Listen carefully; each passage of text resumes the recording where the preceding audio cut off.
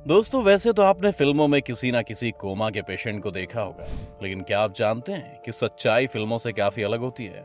लेकिन कई लोगों को ना तो ये पता होता है कि कोमा क्या है और ना ये पता होता है कि कोमा जैसी सिचुएशन में आखिर कोई इंसान कैसे पहुंचता है।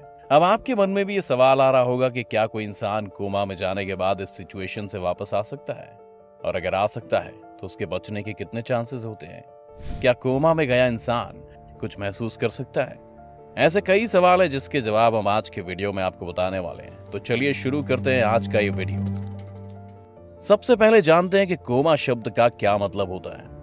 कोमा ग्रीक लैंग्वेज से लिया हुआ शब्द है, जिसका मतलब होता है गहरी नींद। इसमें मरीज का दिमाग काम करना बंद कर देता है और इंसान एक अनिश्चित समय के लिए सो जाता है। वो इस गहरी नींद से कब उठेगा, इसके बारे में साइंस और डॉक्टर्स के पास अभी तक कोई जवाब नहीं है। वैसे अब ये सवाल उठता है कि कोमा जैसी सिचुएशन में कोई इंसान कैसे पहुंच सकता है।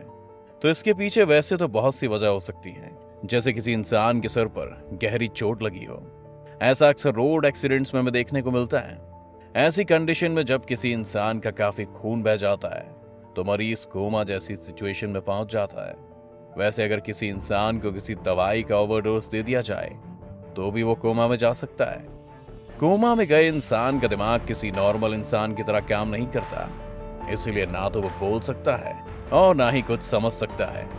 लेकिन उस इंसान का दिल धड़कता रहता है और उसकी बॉडी में कई तरह की एक्टिविटी भी चलती रहती है। शायद ही आपको पता हो कि ये कोमा भी कई तरह का होता है और ये कितना गंभीर है, इसका पता हम ग्लासगो कोमा स्केल टेक्निक्स के जरिए लगा सकते हैं। इसमें मरीज को उसकी कंडीशन के हिसाब से 3 से 15 के बीच नंबर दिए जाते हैं, जिसमें अगर ये स्कोर 3 है तो इसका मतलब है कि मरीज डीप कोमा में है। ऐसा मरीज किसी भी तरह की कोई एक्टिविटी नहीं कर सकता। वहीं अगर मरीज का स्कोर 15 है तो इसका ये मतलब है कि कोमा का ये पेशेंट हिल सकता है और रिस्पॉन्ड भी कर सकता है। अब ऐसे में हम ये समझने की कोशिश करते हैं कि आखिर कोमा कितनी तरह का होता है। Vegetative state of coma. इस कंडीशन में मरीज आपको कभी कभी उबासियां लेते या स्माइल करते हुए भी दिख सकता है। ऐसे में आपको लग सकता है कि यह खुशी की बात है, लेकिन ऐसा बिल्कुल भी नहीं है, क्योंकि ऐसे मरीज का ब्रेन बहुत ही बेसिक लेवल पर काम कर रहा होता है और इसी वजह से वो कभी कभी छोटे मूवमेंट करते हुए दिखाई देता है, लेकिन ना तो वो आपको देख सकता है और ना ही सुन सकता है। इसके बाद बात करते हैं कोमा की एक और कंडीशन, कोटेटोनिया के बारे में। इस तरह के कोमा के मरीज में किसी भी तरह का कोई फिजिकल मूवमेंट नहीं होता, यहाँ तक कि वो हिलडुल भी नहीं सकता। ऐसे में उसे सांस लेने में भी स्ट्रगल करना पड़ता है और उसे आर्टिफिशियल वेंटिलेटर की मदद से ऑक्सीजन देनी पड़ती है। लेकिन इसमें डरने की बात नहीं है, क्योंकि कोमा की ये दोनों कंडीशंस बहुत खतरनाक नहीं होती और कभी कभी कोमा के मरीज इन स्टेजेस से निकलकर बाहर भी आ सकते हैं। ये भी हो सकता है कि वो इसके बाद एक आम इंसान की तरह अपनी जिंदगी बिता सके। लेकिन ब्रेन डेथ एक ऐसी सिचुएशन होती है जो किसी भी कोमा पेशेंट के लिए काफी खतरनाक होती है।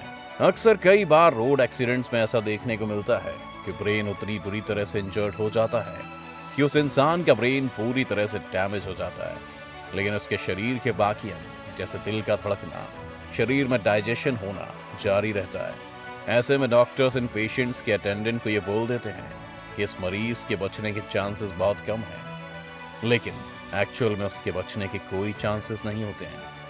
कुछ केसेस ऐसे भी होते हैं जिसमें कोमा के मरीज को कई बार होश में लाया जा सकता है। इस कंडीशन को स्ट्रॉन्ग एक्सटर्नल स्टिमुलस कहते हैं। इस कंडीशन में गए मरीज को मेडिकल इक्विपमेंट्स की मदद से दर्द देने या चेस्ट रब करने से होश में लाया जा सकता है। कोमा की इस कंडीशन में कोमा पेशेंट की आंखें कभी कभी खुली रहती हैं और वो अपनी आई मूवमेंट कर सकता है। लेकिन यहीं पर आपको बता दें कि साल 2015 में एक रिसर्च हुई थी जिसमें कोमा के मरीजों के लिए थोड़ी राहत भरी खबर थी। ये रिसर्च न्यूरो रिहैबिलिटेशन और न्यूरल रिपेयर जर्नल में पब्लिश हुई थी। इसमें कोमा के मरीजों पर एक्सपेरिमेंट किया गया था, जिसमें रिसर्चर्स ने पाया कि जिन पेशेंट ने अपनी फैमिली की आवाज दिन में 4 बार 6 हफ्तों तक सुनी, वो बाकी कोमा के मरीजों की तुलना में जल्दी रिकवर कर गए। यहीं पर आपको इसका एक एग्जाम्पल भी दें तो जब Israeli prime minister Ariel Sharon को ब्रेन स्ट्रोक हुआ तो वो वेजिटेटिव स्टेट की कोमा में चले गए। तब उनके ब्रेन का फंक्शन एमआरआई किया गया और ये नोटिस किया गया कि जब इजरायली पीएम से उनका बेटा बात करता तो उनके ब्रेन की एक्टिविटी पहले के मुकाबले काफी बढ़ जाती थी। ये तो हमने ब्रेन की बात की। अगर शरीर की बात की जाए तो आइए जानते हैं कोमा का हमारे शरीर पर क्या असर पड़ता है। कोमा में गए मरीजों के ज्यादातर सिचुएशन में हार्ट पंप करना, शरीर का डाइजेशन और सांस लेने जैसी चीजें चलती रहती हैं। इसके अलावा इन मरीजों को जिंदा रखने के लिए मेडिकल सपोर्ट के जरिए बॉडी को पानी और बाकी nutrition doctors time to time देते रहते हैं। किसी भी कोमा पेशेंट के लिए सबसे मुश्किल सिचुएशन होती है मसल एंट्रोपी, यानी वो सिचुएशन जब शरीर के बिल्कुल भी मूवमेंट नहीं होने की वजह से शरीर की मांसपेशियां बेकार हो जाती हैं। तो ऐसे में उन्हें फिर से पहले जैसी कंडीशन में लाना डॉक्टर्स के लिए काफी मुश्किल होता है। इसके अलावा दूसरी प्रॉब्लम होती है बेड सोर्स, जो स्किन को लंबे वक्त तक ऑक्सीजन ना मिलने की वजह से होता है। इसमें पेशेंट की स्किन पहले से सड़ने लगती है और अगर इस हिस्से में किसी तरह का कोई इन्फेक्शन हो जाए फिर तो पेशेंट की स्थिति काफी गंभीर हो जाती है। अब सवाल यह है कि डॉक्टर्स कोमा के पेशेंट के ट्रीटमेंट के लिए क्या करते हैं। तो आपको बता दें कि कोमा किसी एक वजह से नहीं होता, इसलिए इसका ट्रीटमेंट भी एक नहीं होता है। अगर कोमा में जाने की वजह ड्रग्स का ओवरडोज है तो डॉक्टर शरीर में उस ड्रग्स को निकालने की कोशिश करते हैं। वैसे आपको जानकर हैरानी होगी कि कोमा में जाने के बाद 58% लोग कभी वापस नहीं आते और 4 दिन निकलने के बाद मरीज के होश आने के चांसेस सिर्फ 7% रह जाते हैं, जो 2 हफ्ते बाद सिर्फ 2% रह जाते हैं। अब आप इन सारी बातों से समझ गए होंगे कि कोमा दिमाग के साथ पूरी बॉडी को भी इफेक्ट करता है, भले ही वो इनडायरेक्ट इफेक्ट ही क्यों ना हो। वीडियो खत्म होने से पहले आपको बता दें कि कानून में कोमा में गए इंसान की गिनती ज्यादा जिंदा लोगों में नहीं होती, क्योंकि कोमा में गया कोई भी इंसान अपने फैसले खुद नहीं ले सकता है और इस बारे में डॉक्टर्स की भी यही राय है।